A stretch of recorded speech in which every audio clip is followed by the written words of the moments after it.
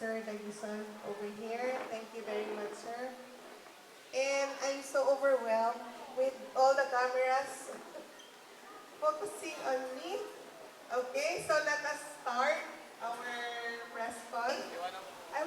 Sometimes alcohol drinking or they do smoking, and we all know that we have this e-cigarette and vaping.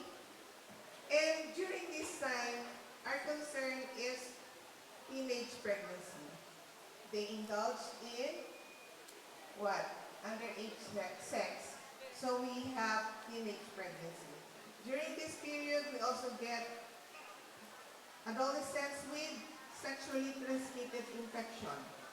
And this is the period also wherein you have a lot of physical injuries because of bullying.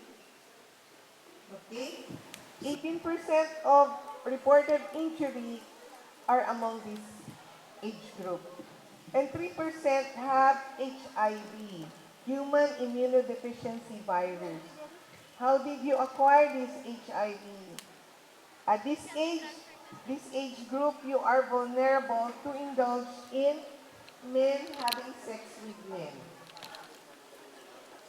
And 0.8% have syphilis. Syphilis is a sexually transmitted infection.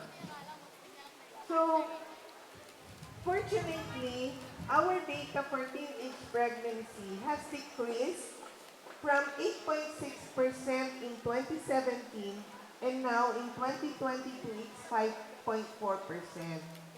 Hopefully, this may be the reason for this, for the decrease, is because of the massive campaign being done by the Department of Health and other agencies